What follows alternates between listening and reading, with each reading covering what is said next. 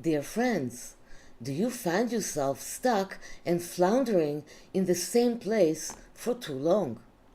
How many of your dreams have died before you even gave them a chance, because of the inner voice that says, "This isn't for you," and "You are not good enough to succeed at this"? Today we'll talk about the destructive power of excessive self-criticism. A healthy dose of observation and self-examination help us learn, grow, refine ourselves, and make better decisions. But what happens when self-criticism is excessive, to the point that it can paralyze us and block our self-realization? The Kabbalah teaches us something fascinating about the power of our thoughts.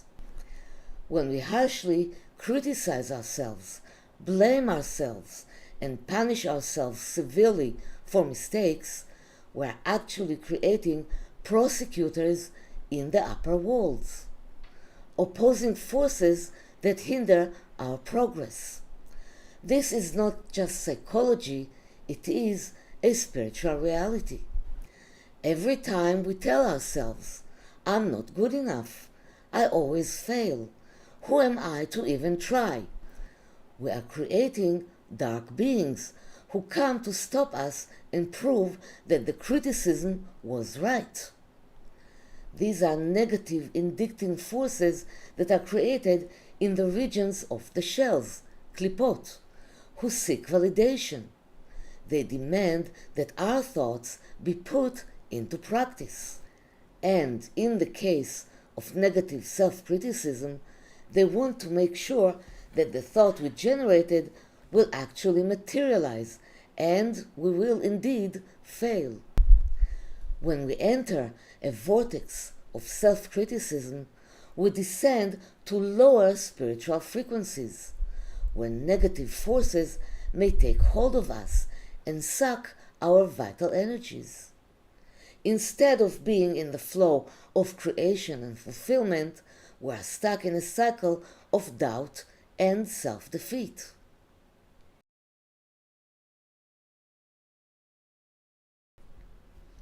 According to the thought of creation, everything that happens to us is intended to bring us closer to our spiritual rectification. Even what we perceive as mistakes or failures are part of our spiritual journey, because they build in us greater and stronger vessels for absorbing a supplement of light. In order not to be damaged by harsh self-criticism, you can apply a simple solution. Every time you catch yourself in self-criticism, stop and say one positive thing about yourself. Something simple. "I'm a caring person. I try my best. I have positive intentions." This is not artificial positive thinking, but true spiritual rectification.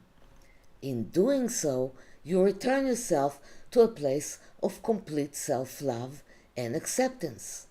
You connect to the natural essence of your soul, not the soul trapped in your physical body in a world of concealment, but the enlightened and wholesome version of it that originates in the spiritual worlds, where it is pure, boundless, and free, and connected in a direct connection to the light of infinity, to unconditional love. When you truly love yourself and curb your self-judgment, you connect to the source of your true power, to the infinite potential inherent in you, where all your dreams and aspirations can grow and manifest. Remember, in the eyes of the Creator, you are perfect at every point where you are in your process. Every step, even the most difficult, leads you to where you are supposed to be. I invite you to try practicing this in the following days. Catch yourself in self-criticism and immediately Add one positive sentence about yourself. See how it changes your energy immediately. Over time, you will begin to see yourself in a much more positive light, more empowered and courageous. Feel free to share in the comments. What is your most common self-criticism? And how would you replace it with something loving? How would you talk to a good friend who torments himself because of mistakes he made? I hope this lesson has given you some valuable insights. Thank you for being with me, and I'll see you in the next videos.